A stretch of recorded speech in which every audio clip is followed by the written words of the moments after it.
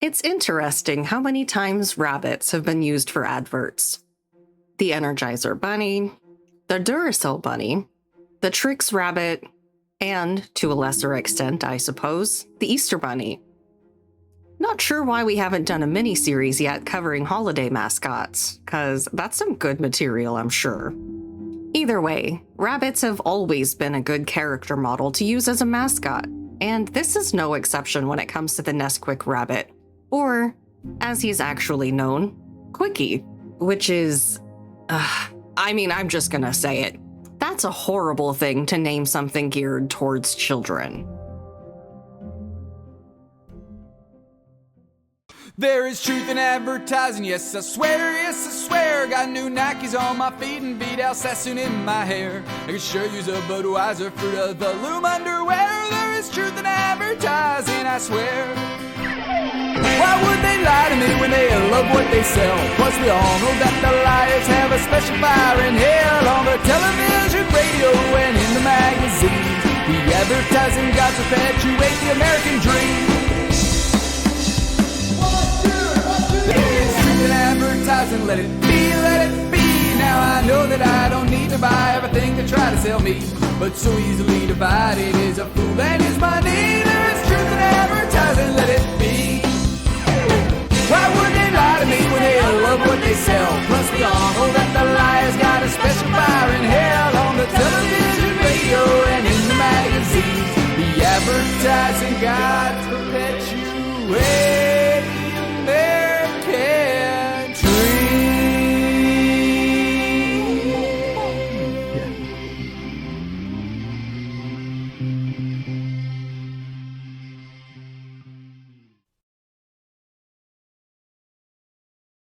I'm not even gonna pretend to ignore one very simple fact that has to be addressed right from the get-go, and that is that Nestle is an evil fucking company.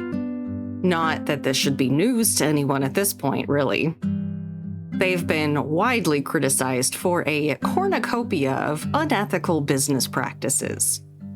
For instance, in the 1970s, they faced a significant boycott for marketing their infant formula in developing countries, actively discouraging breastfeeding in favor of formula. And look, fed is best. Formula saves lives, and every parent deserves safe, accessible options. But what Nestle did here was inexcusable. Then there's all their issues regarding their water practices. We also can't forget that they were accused of illegal water pumping from drought-stricken Native American reservations to their practices that prevent access to non-bottled water in impoverished countries.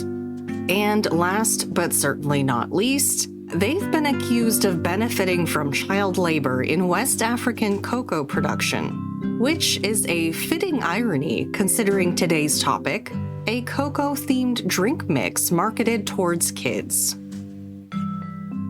Nesquik originally began as Nestle Quick in the US in 1948 and became Nesquik in 1999, is a brand of Nestle products, primarily chocolate-flavored milk and other drinks.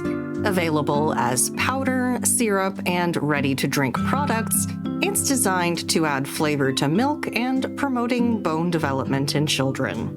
The most famous of these instances, at least for a long time, was its powder mix, a chocolate-flavored powder mixed with milk to create chocolate milk. Initially launched in 1948 in the US, it was then introduced to Europe in the 1950s under the name Nesquik, which officially became the brand in '99 worldwide. Ask any child from the 80s or 90s, if you can find a child from those time periods, because anyone who's still a child from back then clearly has pituitary problems and should see a medical professional immediately. And they'll likely remember the drink with glee. But what they'll probably remember more than the drink is the character who hawked it to them. Okay, hold on, because we have some explaining to do. This is Farfel. N-E-S-T-L-E-S, Nestle makes the very best. N-E-S-T-L-E-S, Nestle makes the very best. Nestle Crunch 'em, baby. This season, look for special holiday wrapping featuring me, Farfel, on your favorite Nestle candy. N-E-S-T-L-E-S, new holiday wrapping from Nestle. Nestle makes the very best chocolate.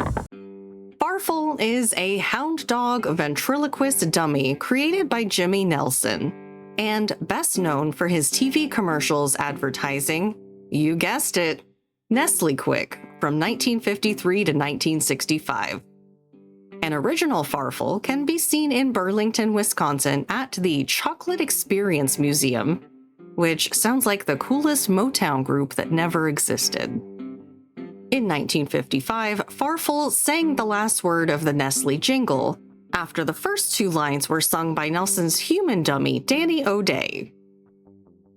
The commercial was a smash hit and ran for a decade. And Farfel would even make a brief comeback in the mid-90s for a Nestle's Candy Christmas promo, with a send-in offer for a stuffed Farfel doll. But the thing is, this was common practice at this time, to have someone famous promoting something, specifically towards children, and so it wasn't unusual. But by the mid-60s, things were changing. Animation was becoming cheap to produce thanks to hits like The Flintstones, and so advertising companies sought to take advantage of this. Despite appearing on television in 1973 as a debut, a nameless bunny was previously seen on Strawberry Quick packages earlier, around 1960. But this didn't really last, and in 1973, he made his official debut as the rabbit we know today, a tall, brown rabbit with an anthropomorphic appearance and a large red Q on a collar-like necklace. This too, however, would change, because by 1999, the Quick Bunny was renamed the Nesquik Bunny, and his ubiquitous Q was changed to an N when the brand name itself was changed. That's the power of a little thing called synergy, kids. In Spain, there was no mascot prior to the introduction of Quicky in 1990, while in some regions, such as France and Greece, a different character named Grow Quick was used. Thank goodness they changed it, because honestly, just between you and me, Grow Quick is a horrible name. Oddly enough, Grow Quick was also a puppet, much like Farfel. A fat, yellow, hippo-like creature with a deep voice, puppeteered by renowned French puppeteer Yves Brunier, who worked as a ventriloquist. Just weird that this brand has two instances of two mascots portrayed by puppets. In fact, Quicky may be the only mascot to leave a trail of other mascot bodies in his wake. He replaced so many. There's the aforementioned Grow Quick, but there was also Cangurique in Portugal, who was a kangaroo, who had his own bit of fame with a self-titled song recorded by Suzy Paula in 1982, as well as an album by Joel Bronco, featuring the character on the cover in 1984. He also had a collection of trading cards and a club called Cluba do Cangurique. But perhaps the one most recognizable would be the aptly named Mr. Nesquik, who hailed from Italy. This mascot was simple, just an anthropomorphized box of Nesquik, but in the 1980s he was a popular, easily recognizable character thanks to various TV commercials featuring an iconic jingle based on the music of Oh Susanna, as well as many complimentary gadgets included in every box of the powdered chocolate throughout the years, all of which bore his image. Quicky, safe to say, is a serial killer. Quicky's redesign for his 1990 global implementation, which is a terrifying sentence now that I think about it, was made possible thanks to the cartoonist Ramon Maria Casañez, who hails from, oddly enough, Spain. Born in 1954, he became well known for his work throughout the 70s and 80s as part of the crew for Francisco Ibáñez's popular comic series Mortadelo y Filemón. Long-term work he did for the publisher Bruguera. He went on to do much more comic work, establishing himself as a premier artist of his time in his medium. However, and perhaps most interestingly, in 1993, he turned out La Estrella de Nesquik, giving rise to a series of hardcover comics for children featuring the rabbit in question.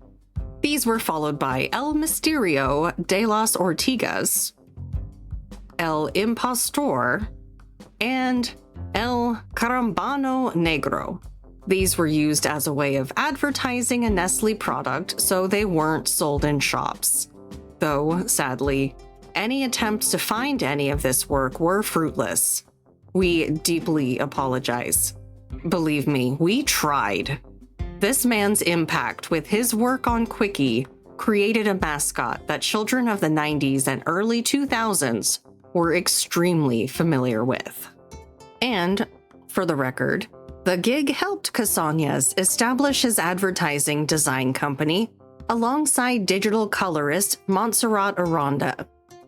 As a team, they do many illustrations not just for Nestlé, including the Cookie Crisp Wolf mascot, but also do illustrations for Lucky Charms, Wonka, and, ironically enough, Trix.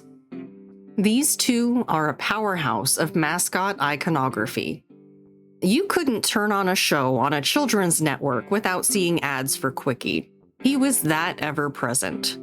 For God's sakes, like so many other mascots that promoted products for children, he was eventually given a Macy's Thanksgiving Day parade balloon in 1988, which was used all the way until 1999.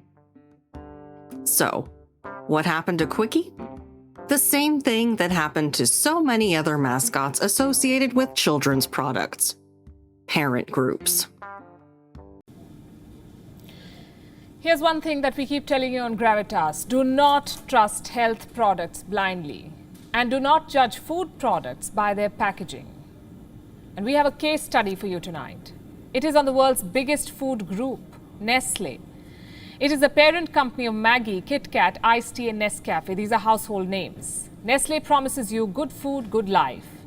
But is it actually selling you unhealthy products? Many of these recently failed to meet health standards. Nestlé's products were studied by Australia's Health Star rating system. 60% of them did not meet the recognized definition of health, 60%. An internal Nestlé document was then leaked to the media. This was even more damaging. The document said some of Nestlé's products will never be healthy, no matter how much they renovate. The Financial Times reported the details of this internal document of Nestlé. Here's what it said. Only 37% of Nestlé's food and beverages by revenue achieved a 3.5 Health Star rating. 70% of the food products, 70%, failed to meet that threshold, as did 96% of its beverages and 99% of its confectionery and ice cream. This assessment did not include infant food, pet food, coffee, instant formula, and specialized health food. Nestlé sells in 186 countries. It has 2,000 plus brands, and their products range from baby food to frozen food and pizza. The brands that scored the worst in the recent ratings include DiGiorno Croissant Crust Pizza, Hot Pockets Pepperoni Pizza, San Pellegrino Drink, and Nesquik. See, the issue with Nesquik was simply the fact that, like so many cereals, it was deemed too sugary for kids to be healthy. In this instance, at least, it was a somewhat fair criticism. It was basically powdered chocolate milk mix. He went through numerous redesigns throughout the 2000s and 2010s to appear more modern and relevant for digital platforms and computer animation, while still maintaining his recognizability. Likewise, in January 2017, Nestle food scientists outlined a strategy to reformulate their drink mix to remove over half of the sugar content, citing consumer backlash against sweetened mixes and beverages. This, combined with the already tenuous relationship the product had with parents, who had concerns over this overly sugary products children ingested, means Quicky now serves as an ally to parents, promoting nutrition, active lifestyles, and sustainable habits. According to an article from The Guardian, the Nesquik ads stated that chocolate milk made, and I quote, "a great start to the day," a fact which is arguable, depending on who you ask. To parents? Absolutely not. To a kid, though? Hell yes, it is. But the Children's Food Campaign took issue with this because of the product's sugar content. In a complaint filed with the Advertising Standards Authority, a group that I'm shocked even exists considering the state of advertising, specifically on the internet, the campaign made it very clear that these claims from Nesquik were encouraging poor nutrition, especially when coming from, you guessed it, a cartoon rabbit that appealed to the young audience. And even though a typical serving of the mix has a little more than 20 grams of sugar, nearly half of that would be natural from the milk the powder is mixed with. At least this was Nesquik's rebuttal. Either way, there was no actual evidence to support their claims of healthiness, and they soon after stopped using that phrase to promote their product. You know, not to get too outspoken or anything, but it's funny to me that we have groups in this country like the Children's Food Campaign when we can't be bothered to even feed kids at public schools for free. Not to be cute, but it's food for thought. And as for Quicky, all of this really led to him having a massive identity crisis. In fact, in 2005, he underwent a major brand redesign to make him more appealing to a new generation. Now he wears clothes, a t-shirt, jeans, and sneakers, as well as becoming an active user on Instagram, which, it's just weird. I'm sorry, but Mascots using social media is weird. I'm gonna say it. I know that the premise of this show is predicated on the fact that mascots are art and therefore worth remembering, and that their longevity matters, but there's just something outright strange that you can go on Instagram and potentially have an interaction with the Nesquik Rabbit. That just feels like a parasocial relationship on an uncomfortable level, particularly considering he isn't even real. At that point, we're one step away from Harvey. And if you don't get that reference, treat yourself to the 1950 film Harvey. Giant invisible rabbit. You'll get it. I wish there was a story here. Something interesting, something truly unique, some sort of tale with highs and lows and arcs. But truth be told, there simply isn't much history to Quicky. Sure, he replaced Mascots in the same vicious manner that Patrick Bateman disposed of those around him. And sure, he was recognizable to kids, had a balloon, so many commercials, but in the end, he wasn't like other kids' mascots, who were so popular that he was parodied in other media or sold tons of merch of himself. Unless you want to get into semantics and argue that the product he promoted was in fact the merch, but that's a slippery slope. So, in the end, he isn't one of the more interesting mascots in terms of his lifespan, but he was recognizable. And that's what this show is ultimately about. A mascot that was once well-known, once easily recognized, who has since lost that stature in pop culture.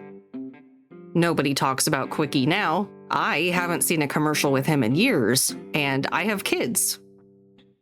He's one of those mascots who remains nestled in the hearts of the kids who just happen to be around at the right place and the right time and still remember him fondly. And hey, that has to be worth something. Quicky, overall, does still exist, but his prominence in the mainstream seems to have dwindled down to that of relatively nothing. The same, sadly, can't be said for Nestle. In hindsight, perhaps I shouldn't have mentioned having children. Nestle might try to force them into labor for cocoa production if they don't like this video.